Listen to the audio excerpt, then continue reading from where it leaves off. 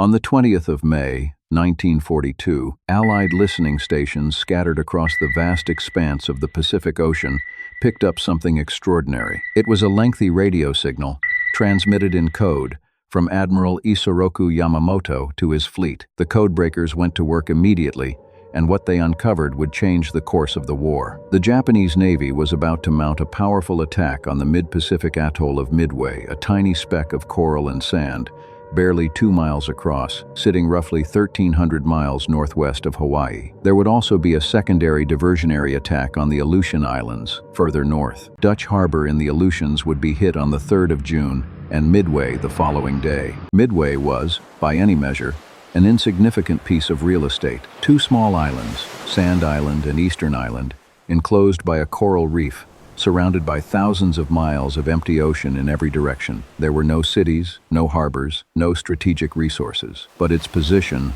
was everything. Midway sat like a sentinel in the Central Pacific, roughly equidistant between Asia and North America. Whoever controlled Midway controlled the approaches to Hawaii, and whoever controlled Hawaii held the key to the entire Pacific. Yamamoto understood this. Nimitz understood it even better. The scale of what Yamamoto was planning was breathtaking. He committed almost the entire Japanese fleet to his operation, 160 warships, including 8 aircraft carriers with more than 400 carrier-based aircraft. It was the largest naval force Japan had ever assembled for a single operation. Yamamoto's plan was ambitious, complex, and meticulously detailed. He intended to lure the remnants of the American Pacific Fleet into a trap, destroy it once and for all, and seize Midway as a forward base from which Japan could dominate the Central Pacific. But Yamamoto had made a critical assumption, one that would prove fatal to his entire plan. He assumed the Americans didn't know he was coming. He was wrong. 6 months earlier, the Japanese had stunned the world with their devastating surprise attack on Pearl Harbor. In a single morning, they had crippled the American battleship fleet, killed over 2,000 servicemen, and announced Japan's arrival as a major military power, with a blow that shook the foundations of the Pacific. In the weeks and months that followed, Japanese forces had swept through Southeast Asia and the Pacific Islands, with a speed and ferocity that seemed unstoppable. Malaya, Singapore, the Dutch, East Indies, the Philippines, Burma, they all fell. The rising sun flag flew over an empire that stretched from the borders of India to the islands of the Central Pacific. For the United States, the situation was dire. The battleship fleet, the pride of the Navy, lay in ruins at the bottom of Pearl Harbor. The country was still reeling from the shock of the attack, still mobilizing its vast industrial resources, still training the millions of men who would eventually turn the tide. In the spring of 1942, America was on the defensive, and everyone knew it. But America still had its aircraft carriers. By a stroke of fortune that bordered on the miraculous, none of the Pacific Fleet's carriers had been in Pearl Harbor on the morning of December the 7th. They had been at sea, on exercises, beyond the reach of Japanese bombs and torpedoes. And it was around these carriers that Admiral Chester Nimitz, Commander-in-Chief of the Pacific Fleet, would build his defense. Knowing that the odds were stacked heavily against him, Nimitz staked everything on his faith in the aircraft carrier and its ability to strike from long range. If he could not match the Japanese in numbers, and he could not even close, then he would have to outthink them instead. Nimitz divided his available force into 2 battle groups. Task Force 16, under Admiral Raymond Spruance, carried the carriers USS Hornet and USS Enterprise. Task Force 17, under Admiral Frank Jack Fletcher, carried the carrier USS Yorktown, 3 carriers against Yamamoto's 8. The arithmetic was terrifying, but Nimitz had something Yamamoto did not. He knew exactly when and where the attack was coming. The intelligence that made this possible came from a unit of codebreakers based at Pearl Harbor, led by Commander Joseph Rochefort. These men had been working around the clock, sleeping on cots in their basement offices, surviving on coffee and determination, laboring to crack the Japanese naval code known as JN-25. Their work was painstaking and unglamorous, a world away from the dramatic battles that would soon follow, but it was their invisible, silent contribution that made everything else possible. Without them, Nimitz would have been groping in the dark, reacting to Japanese moves instead of anticipating them. With them, he could set an ambush. But knowing where the enemy would strike was only half the problem. Nimitz also had to get his carriers into position without being detected. If Yamamoto learned that the Americans knew his plans, he would change them. The element of surprise, which was supposed to belong to Japan, had to be turned around completely and turned around in secret. Every signal, every movement, every order had to be concealed from Japanese intelligence. It was a chess game played across millions of square miles of open ocean, and one wrong move would give the game away. Warned by intelligence, the American carriers were in position well before the Japanese submarines had established a cordon west of Hawaii to watch for the United States fleet. The trap that Yamamoto had planned to spring on the Americans was about to be sprung on him instead. The Midway garrison had been reinforced, additional aircraft had been flown in, and during the previous night, B-17 flying fortresses had landed at Midway. By 0700 hours, they were on the runway being refueled. Once the enemy had been sighted, they would be in place and ready to mount an air attack on the Japanese fleet. In the gray light before dawn on the 3rd of June, Ensign Jack Reed was flying a Catalina flying boat on dawn patrol from Midway, scouring the ocean below for any sign of the enemy fleet. The Catalina was a lumbering, ungainly aircraft, slow and vulnerable, but it had extraordinary range, and on that morning, range was exactly what was needed. Reed's orders were simple: find the Japanese. At 0900 hours, he found them.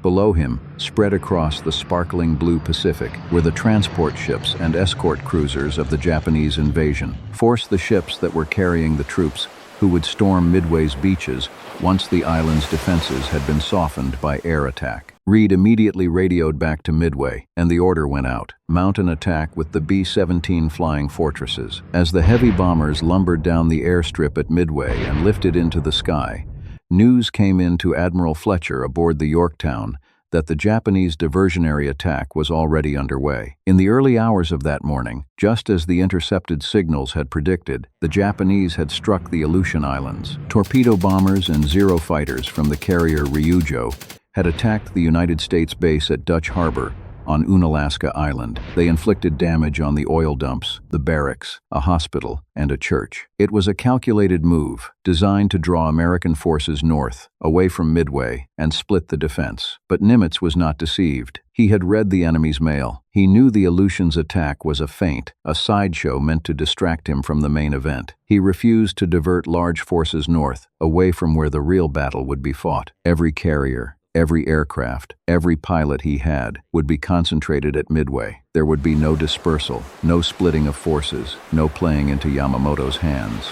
Meanwhile, the Japanese carrier, striking force under Admiral Chuichi Nagumo, the same man who had led the attack on Pearl Harbor 6 months earlier, was zigzagging through dense fog, completely oblivious to the fact that Fletcher's fleet was lying in wait. Nagumo's carriers were the cream of the Japanese Navy: the Akagi, the Kaga, the Soryu, and the Hiryu. They carried the most experienced naval aviators in the world, men who had bombed Pearl Harbor, who had sunk the British battleship Prince of Wales and the battlecruiser Repulse, who had swept all before them across the Pacific and Indian Oceans. They were confident, battle-hardened, and supremely skilled. Nagumo himself was a cautious man by nature, a torpedo specialist who had been thrust into the world of carrier warfare almost by accident. He had led the Pearl Harbor strike with competence rather than brilliance, and there were those in the Japanese Navy who questioned whether he had the instincts for the kind of fast-moving, high-stakes carrier battle that lay ahead. Those doubts were about to be tested in the most brutal way imaginable. Aboard the carriers, the pilots and aircrew were going through their pre-dawn rituals, the final equipment checks, the last cigarettes, the quiet prayers. These were the elite of Japanese naval aviation. Many of them had been flying since the war in China. They knew their aircraft,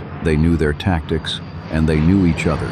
They were the best at what they did. But on this morning, for the first time, they would face an enemy who knew they were coming. They had no idea what was waiting for them. The 4th of June, 1942, the day that would decide the fate of the Pacific War. In the early hours of the morning, Nagumo's carriers emerged from the fog bank into calm, clear conditions. At 0430 hours, he launched his first strike against Midway. 108 aircraft torpedo bombers, dive bombers, and Zero fighters took off from the carrier decks and formed up in the pre-dawn sky before turning southeast toward the atoll. Their mission was to destroy Midway's defenses, knock out the airfield, and eliminate any aircraft on the ground. They were immediately spotted on Midway's radar. The blip appeared on the screen, grew larger, multiplied, and the alarm went out across the island. The radar operators could see the size of the incoming formation, and it was enormous, over 100 aircraft, flying in tight formation, closing fast. Every fighter that could fly was scrambled into the air. The island's garrison braced for impact. On the runway, ground crews sprinted to clear the remaining aircraft, pushing them to the edges of the airstrip, trying to get them into the air, or at least out of the line of fire. Every second counted. In minutes, the first bombs would fall. The Zero fighters appeared from behind the clouds, and the island's defenses went into action immediately. Midway's fighters, a mix of older aircraft, outclassed by the nimble Zeros, went up to engage the enemy. The fight was fierce but desperately one-sided. The American pilots fought with extraordinary courage, but the Zeros were faster, more maneuverable, and flown by veterans who had been honing their skills since the war in China. The Japanese bombers swept over Midway and unloaded their ordnance. Considerable damage was inflicted on the airfield buildings and the garrison. Hangars burned, fuel dumps exploded, buildings were reduced to rubble. But when the smoke cleared and the Japanese formation turned for home, one critical fact emerged. The airstrip remained intact. Midway was damaged, but it was not destroyed, and that single fact would haunt Nagumo for the rest of the day. Admiral Nagumo was now in a quandary. His first attack had not knocked out the airfield as planned. It was still operational. A second air attack was needed to finish the job, but a second attack meant rearming his aircraft, which would take time during which his carriers would be vulnerable. Before he had made a decision, however, the Americans made up his mind for him. The bombers from Midway had arrived overhead and were attacking his ships. B-17S, torpedo bombers, dive bombers, everything Midway could put into the air was thrown at the Japanese fleet. The attacks were brave, almost recklessly so, but they did little physical damage. The bombs missed. The torpedoes were evaded. The Japanese ships twisted and turned through the explosions, their captains executing violent, evasive maneuvers that sent walls of white water cascading over their bows, emerging unscathed time after time. But although these attacks did no significant damage to the ships, they did something far more important. They changed the course of the battle. The constant harassment from Midway's aircraft kept Nagumo off balance, forced him to maneuver defensively, and consumed precious minutes and hours. Every minute spent dodging bombs was a minute not spent launching his own attack, and time, on this day, was the most valuable commodity of all. It was slipping through Nagumo's fingers like sand. The Japanese commander made his decision. He ordered his second wave of torpedo bombers to be rearmed with bombs for another attack on Midway. This was a fateful choice. It meant taking the torpedoes off the aircraft that had been prepared to strike at enemy ships and replacing them with bombs designed for ground targets. The process would take time. The aircraft had to be lowered to the hangar decks, the torpedoes removed, the bombs attached, and then the planes brought back up to the flight decks. It was a complicated, laborious process, and while it was underway, the carriers would be at their most vulnerable, with armed and fueled aircraft crowded in the hangars below. Down in the hangars of the Akagi, the Kaga, the Soryu, and the Hiryu, the ordnance crews worked at a frantic pace. Torpedoes were unclamped from the bellies of aircraft and wheeled away on trolleys. Bombs were hauled from the magazines and fitted in their place. Aviation fuel lines were connected. No one aboard those carriers could have known that this decision, this seemingly routine operational procedure, was writing the death sentence for 3 of Japan's greatest warships. Then came the moment that would haunt Japanese naval history for generations. At 07:28 hours, just 15 minutes after the commander had ordered his aircraft below for rearming one of Nagumo's search planes, sent back an electrifying report. It had spotted 10 United States warships, some 335 kilometers northeast of the Japanese carriers. American warships. In a position where no American warships were supposed to be, the implications were staggering. If those ships included carriers, then Nagumo's entire fleet was in mortal danger. And here, fate delivered one of those cruel ironies that litter the history of warfare. The search plane that spotted the Americans had taken off 30 minutes late that morning. Had it launched on time, it would have found the American fleet 30 minutes earlier before Nagumo had ordered the rearming of his torpedo bombers. If that had been the case, Nagumo would almost certainly have sent his aircraft against the United States fleet immediately, armed with the torpedoes that were designed to sink ships ships. The course of the battle, and of the entire war in the Pacific, might have been very different. But the plane was late. The torpedoes had already been removed, and Nagumo found himself in an agonizing dilemma.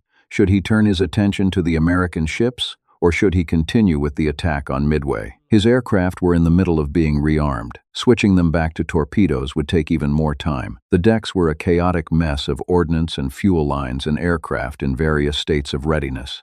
Nothing was where it should be. Everything was out of position. And unbeknown to Nagumo, it was about to get much worse. Admiral Fletcher had already launched his aircraft. The American strike force was in the air, winging its way toward the Japanese carriers at that very moment. The clock was ticking, and Nagumo didn't even know it. Fletcher had ordered the Hornet and the Enterprise ahead to attack, while the Yorktown waited to retrieve her spotter planes. At 0700 hours, the Hornet and Enterprise, still a long way from the Japanese carriers, launched their aircraft. 152 planes took off and headed west. The pilots were aware that the Japanese were recovering aircraft after the attack on Midway, and they knew this meant the enemy carriers would be at their most vulnerable. But they were also taking a tremendous gamble, launching from such a dangerous long range.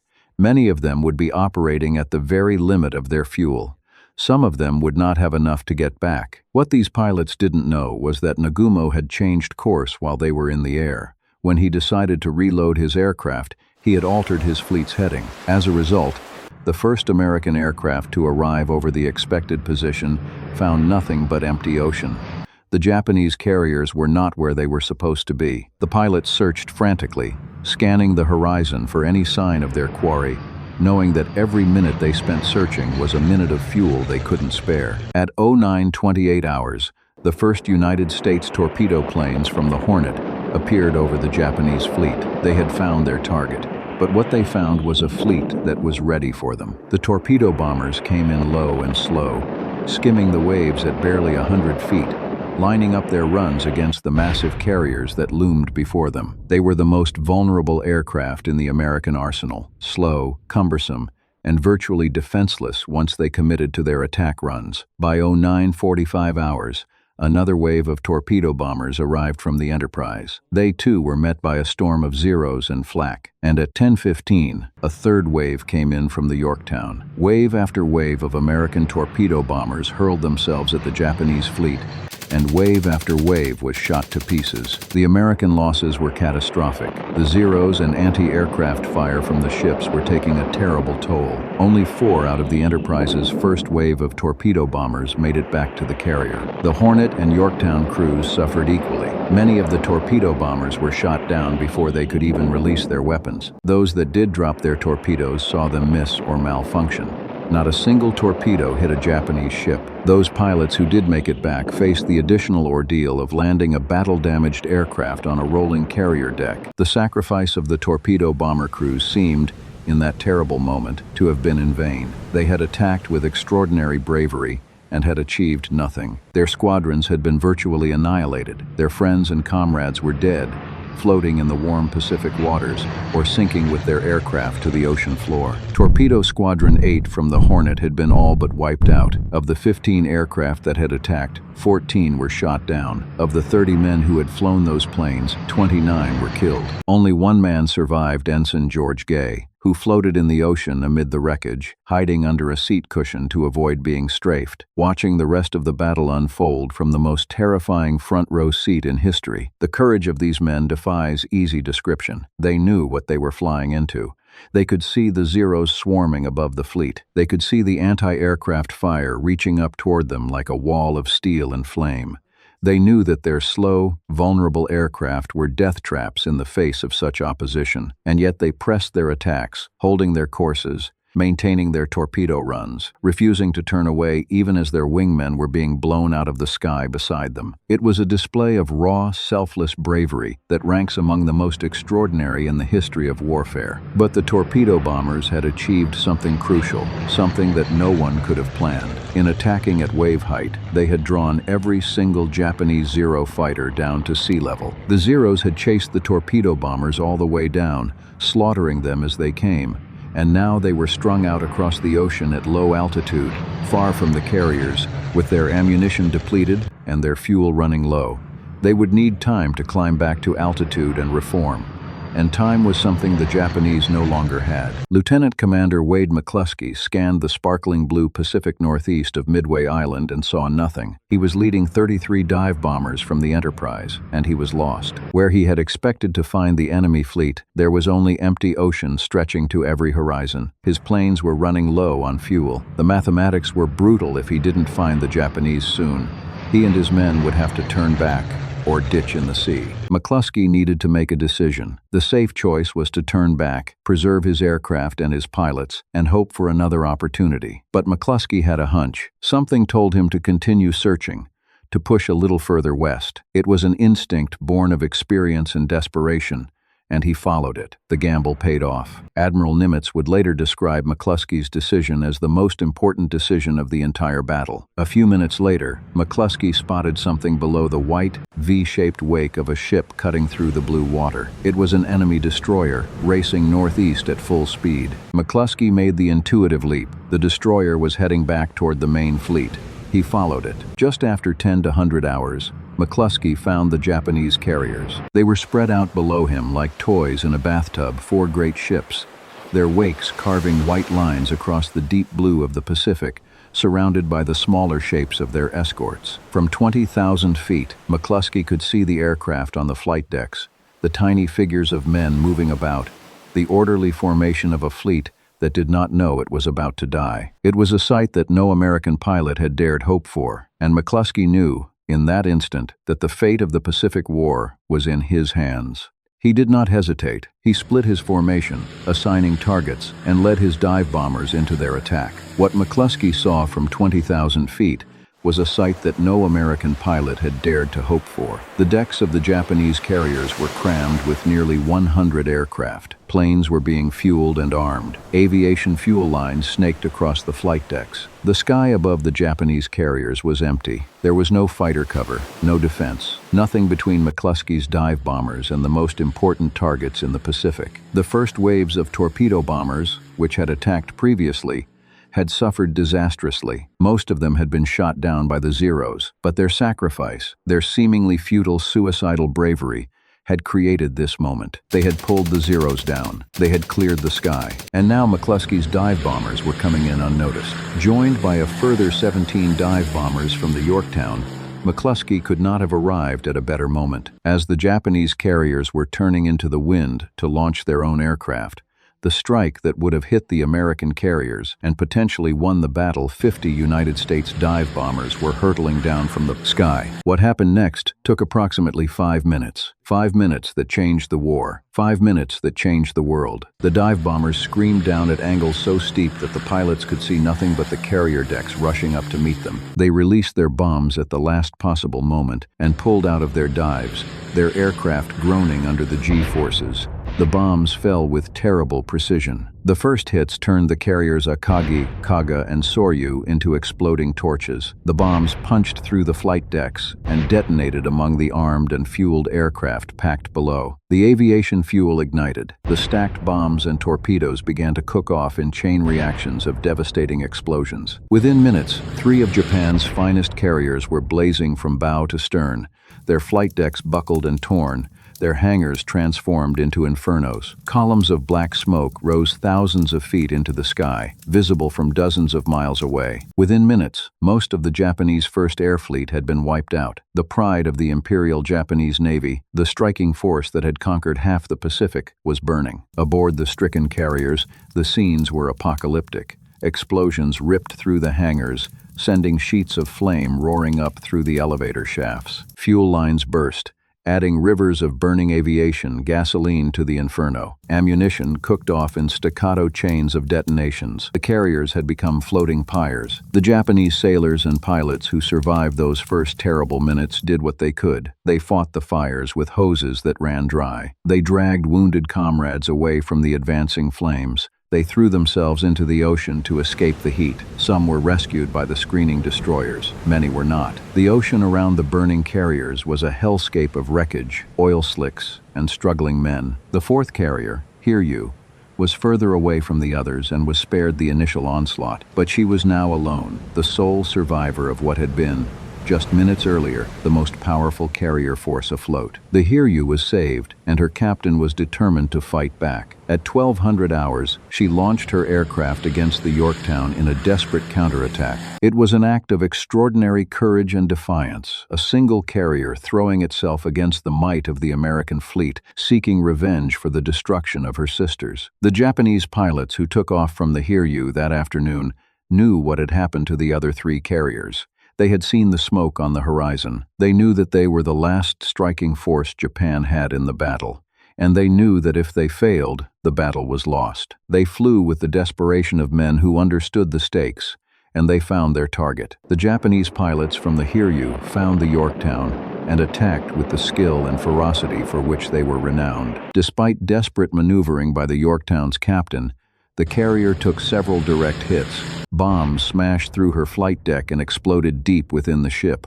Fires broke out below decks. The damage control teams fought with everything they had, battling the flames and the flooding, trying to keep their ship alive. The Yorktown fought hard for survival against the Japanese bombers, but the punishment was relentless.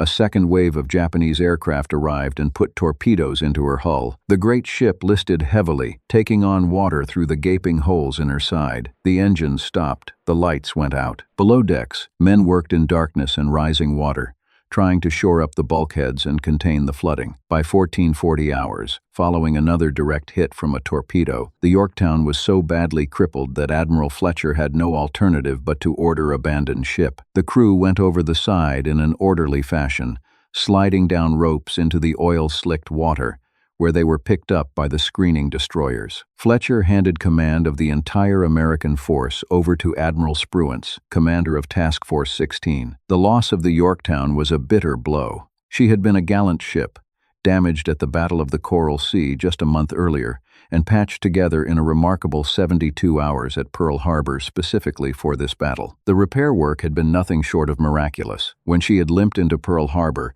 the initial estimate was that repairs would take 90 days. Nimitz gave the shipyard workers 3. Working around the clock, in shifts that never stopped, the yard crews welded steel plates over the gaping holes in her hull, repaired her flight deck, restored her boilers, and sent her back to sea in time for Midway. It was an act of industrial heroism that matched the bravery of the pilots and sailors who fought the battle itself. Her crew had nursed her back to fighting condition through sheer determination and skill. Now she lay dead in the water, listing and burning, abandoned by the men who had fought so hard to save her. But the battle was not over. Spruance still had 2 carriers, and the Hiryu was still afloat. At 1700 hours, Spruance launched his aircraft from the Hornet and Enterprise. Their mission was clear: find and destroy the Hiryu. The American pilots found her still operational, still launching aircraft, still fighting, but she could not escape what was coming. 4 direct hits set her decks ablaze. The same scene that had consumed the Akagi, the Kaga, and the Soryu now repeated itself aboard the Hiryu. The bombs found the fueled aircraft, the stored ordnance, the aviation gasoline. The fires spread with terrifying speed. Within minutes, the Hiryu was crippled beyond repair, burning from stem to stern, her crew fighting a losing battle against fires that could not be controlled. The last of Nagumo's 4 carriers was dying. The Japanese striking force that had terrorized the Pacific for 6 months, that had brought destruction to Pearl Harbor and conquered an empire, had been destroyed in a single day, while the United States crews on board the Hornet and Enterprise prepared their aircraft for the next day's battle-checking engines, loading ammunition. The Japanese carriers, Soryu and Kaga, slipped beneath the waves and sank to the bottom of the Pacific Ocean, taking hundreds of their crew with them to a grave 3 miles deep. For the American sailors, that night was one of exhausted tension. They had won an extraordinary victory, but they knew the battle was not over. Somewhere out there in the darkness, the rest of Yamamoto's fleet, his battleships, his cruisers, his destroyers, his transports was still at large. The Japanese still had overwhelming superiority in surface ships. If Yamamoto chose to press forward with his battleships, the 2 American carriers could be in serious danger. Spruance, ever cautious, pulled his fleet east during the night, putting distance between himself and any possible Japanese surface attack. It was a decision that some would later criticize, but that most would recognize as prudent. Spruance had won the carrier battle. He was not going to risk losing his precious flat-tops in a night action against Japanese battleships. As dawn broke on the morning of the 5th of June, news came back to the United States fleet that the Hiryu, still burning like a torch on the horizon, was sinking fast. Her crew had fought all night to save her, but the fires were too fierce and the damage too extensive. Shortly afterwards, reports confirmed that the remaining carrier Akagi had followed the same fate as the other three. The great ship that had led the attack on Pearl Harbor was gone, swallowed by the Pacific she had once dominated. 4 of Japan's finest carriers had gone to the bottom. The Akagi, the Kaga, the Soryu, and the Hiryu, the heart and soul of the Imperial Japanese Navy's striking power, were lying on the ocean floor,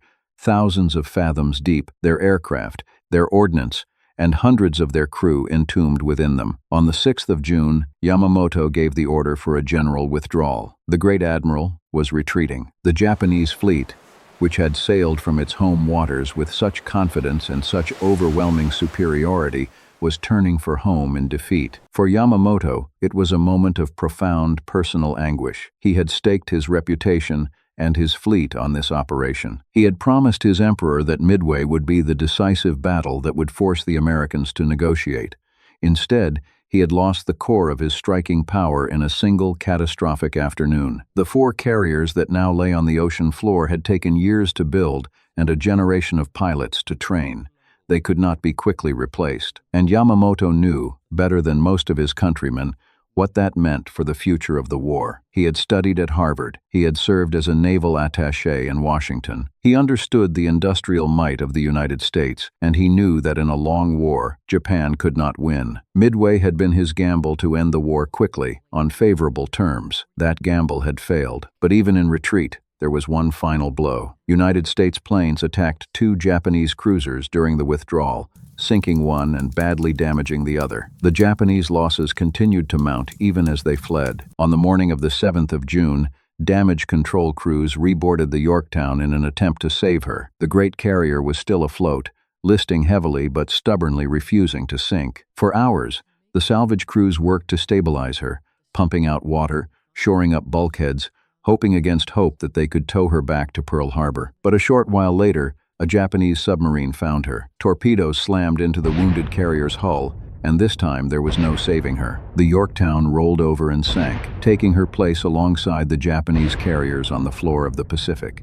She had served her country well, fighting to the very last. The destroyer Hamon, which had been alongside assisting the salvage operation, was also hit and sank within minutes, adding to the toll of the battle's final hours. When the Yorktown finally disappeared beneath the waves on the morning of the 7th, the men of her crew, watching from the decks of the surrounding destroyers, stood in silence. Many of them wept. She had been their home, their floating fortress, the ship that had carried them through the Coral Sea and through the greatest naval battle of the war. Watching her go was like watching a part of themselves sink into the Pacific. The United States had destroyed the Japanese main striking force. 4 carriers and a heavy cruiser, 322 aircraft, and almost 5,000 men and officers. It was a loss from which the Japanese Navy would never recover. The carriers could be replaced eventually, but the experienced pilots and aircrew who went down with them could not. Years of training, thousands of flying hours, the accumulated skill and knowledge of the finest naval aviators in the world, all of it was gone, sunk to the bottom of the Pacific in a single afternoon. The United States Pacific Fleet, far from being destroyed as Yamamoto had promised, had won a remarkable victory. And what is more, as so often happens in military history, they had won a victory against an enemy far superior in terms of numbers. When the historians came to analyze the Battle of Midway, they identified a constellation of factors that had determined the outcome. The Japanese effort was compromised by poor strategy, tactical error, and misfortune. Yamamoto's plan, for all its complexity, was fatally flawed. He had divided his forces, splitting his vast armada into multiple groups, spread across thousands of miles of ocean. His diversionary attack on the Aleutians siphoned off carriers and aircraft that might have made a decisive difference at Midway, and his assumption that the Americans would be caught by surprise, the very foundation of his entire plan, was wrong from the start. Nagumo's indecision at the critical moment, the agonizing back and forth over whether to rearm his aircraft for a second strike on Midway or to attack the American fleet, cost him the battle. Had he made a quicker decision, had the search plane not been 30 minutes late, had any one of a dozen variables been slightly different, the outcome might have been reversed.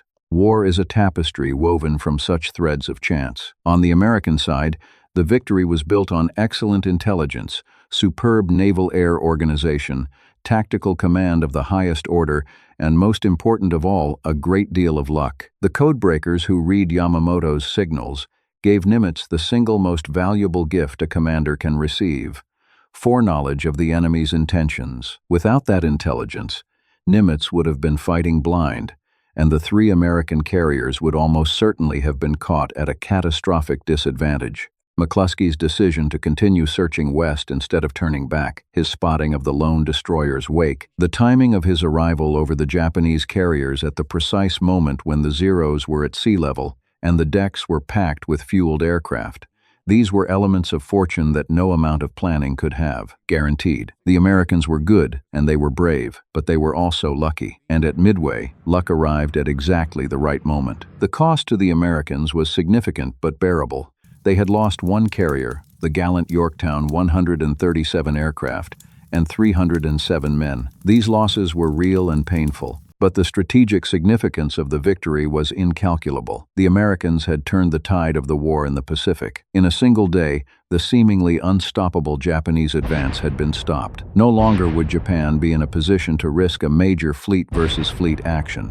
From this point forward, the Japanese were on the defensive. Before Midway, Japan had been the aggressor, choosing when and where to strike, keeping the Allies off balance, and reacting to each new thrust. After Midway, the roles were reversed. It would be America that chose the targets, America that set the pace, America that advanced, island by island, across the Pacific, toward the Japanese homeland. Guadalcanal, Tarawa, Saipan, Iwo Jima, Okinawa, the long, bloody road that led to the surrender on the deck of the USS Missouri in Tokyo Bay in August 1945. It all began at Midway. In Japan, the government concealed the scale of the disaster from its own people. The surviving sailors were isolated, prevented from speaking about what had happened, transferred to distant postings where they could not spread word of the defeat.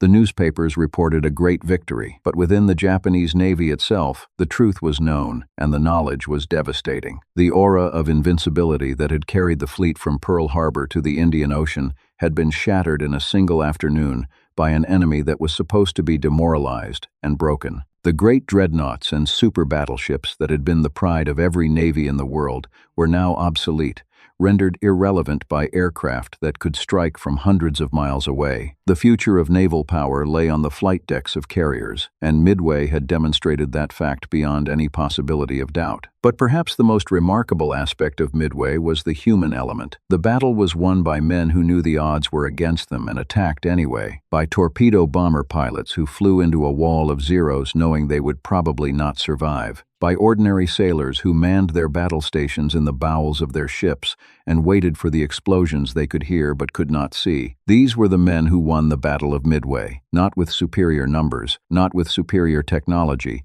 but with intelligence, courage, sacrifice, and an extraordinary share of good fortune. They turned the tide of the greatest naval war in history, and in doing so, they helped to determine the fate of the Pacific and of the world. The waters above the sunken carriers are calm now. The Pacific, which was once a theater of fire and steel and desperate bravery, has returned to its ancient silence. In 2019, a research expedition led by the deep-sea explorer Robert Ballard located the wreck of the Kaga 3 miles below the surface. The great carrier sits upright on the ocean floor, her flight deck still recognizable, a silent monument to the battle that was fought above her. But the true monument to Midway is not made of steel, it is made of memory. The memory of torpedo bomber pilots who flew knowingly to their deaths, of a dive bomber commander who trusted his instincts over his fuel gauge, of an admiral who staked everything on 3 carriers and the men who sailed them, of codebreakers who worked in a basement and changed the world. Their story endures because it reminds us that the outcome of history is never predetermined, that courage can overcome odds, that intelligence can defeat strength, and that the actions of a few brave men in a few critical hours, on a few square miles of ocean, can change the course of the world. The Battle of Midway, the 4th, 5th, 6th, and 7th of June, 1942, the battle that turned the tide.